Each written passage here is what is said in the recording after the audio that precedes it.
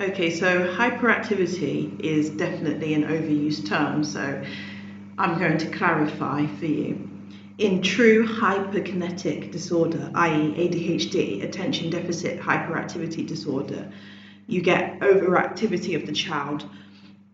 In most situations, you get impaired concentration, e.g., for example, you could get an impaired attention span or a distractibility. So attention deficit hyperactivity disorder is actually more common in boys, and there's actually a strong genetic predisposition.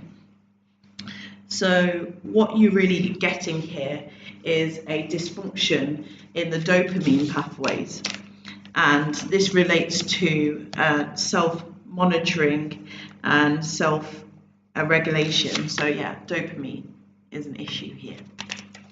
So what you're going to get is you're going to get a lack of sustenance of attention. You're going to get you're going to get a lack of persistency in tasks. And you're going to get a lack of impulse control. So the child will be excessively fidgety. You'll have movements which are not really appropriate for the activity, quite excessive. They will eventually be disorganized. They could lose possessions. Excessive activity, difficulty taking turns. You could have difficulty with social interaction, so they can be quite socially disinhibited, and they can have short tempers, and this can affect relationships. So generally you'll find that these children do poorly in school, and they have reduced self-esteem, and they are often quite ineffectively punished by parents and teachers. So how are you going to manage these children? So number one, you want to do a psychiatric/pediatric evaluation. Two, you want to start giving specific advice to the children/parents in order to build the child's concentration and encourage quiet self-occupation.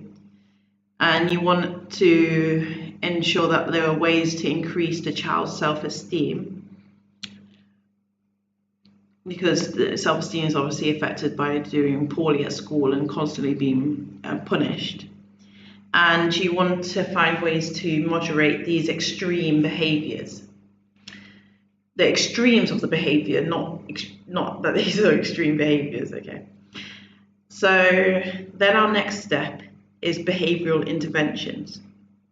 So you want to give clear rules and have clear rewards. 4, so this is really our last line, medications. So you can have either stimulant or non-stimulant medications. It's quite interesting that stimulants actually treat this disorder. And so some stimulants include methylphenidate and dexamphetamine, and non-stimulants such as atomoxetine. And so these increase their performance/focus.